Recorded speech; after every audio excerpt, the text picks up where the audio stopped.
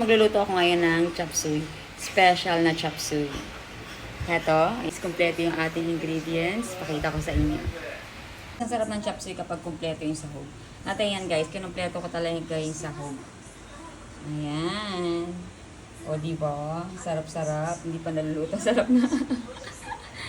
Excited na ako magluto.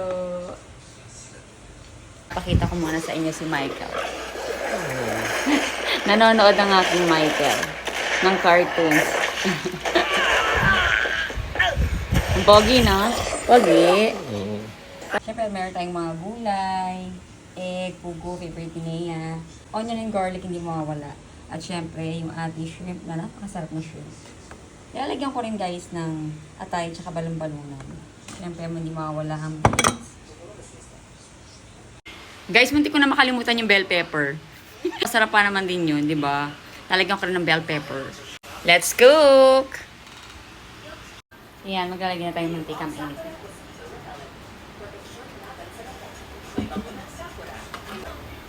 Gusto ko rin kasi maglagay ng butter, pampalasa.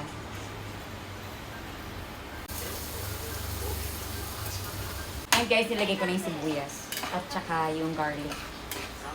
Ang bango-bango guys. Nilagyan ko rin ng butter. Nilagyan ko rin ng butter para mas mabangot na siya. Kasi may hipon ako eh. Gusto ko may butter yung hipon ko. Kapag luluto naman, kanya-kanyang diskarte yan guys. Importante yung kalabasan, masarap. Diba? Binalatan ko yung hipon guys kasi ayoko nang meron siyang parang laman loob ba yung tinatawag nila na hipon. Nilinis ko mabuti yan. Malinis na malinis yan guys.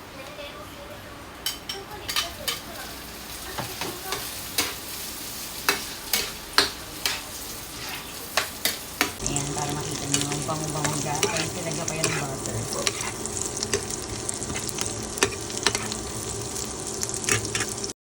Naman natin yung pork. Laman naman yung pork ko guys. Tapos mayroon siyang balon-balon at saka atay. Actually, pinalambot ko na siya guys.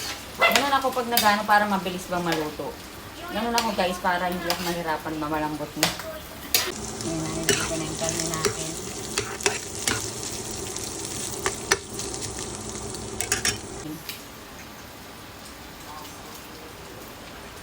Nilagyan ko ng konting pampalasa.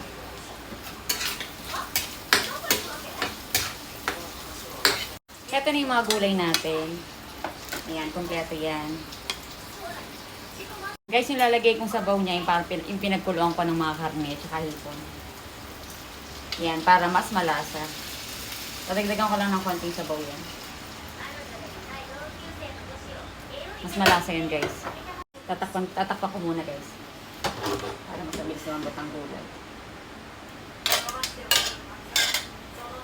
Ayan na guys, ang aking chop suey. Naaamoy ko na. Lagyan natin ng eggs, yung pugo. Pugo. Favorite na yan ko. Masustansya yan. Daming gulay. Kompleto ang sahog.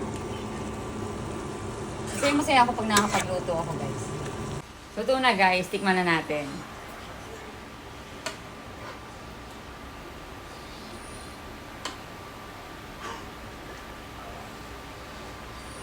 Init.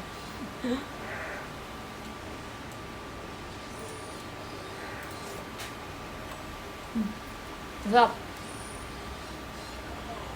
Masarap guys kasi yung pinagkuluan ng karne tsaka ng hipon nilagay ko.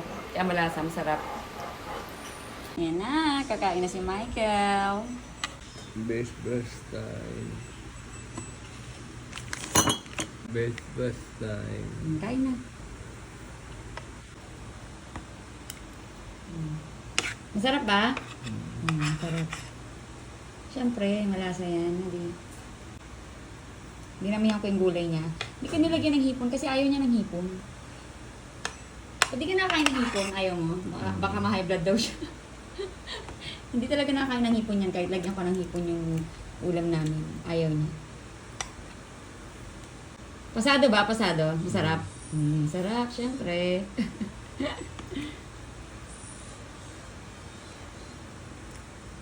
Ang dami niyang gulay. Konti lang yung rice niya.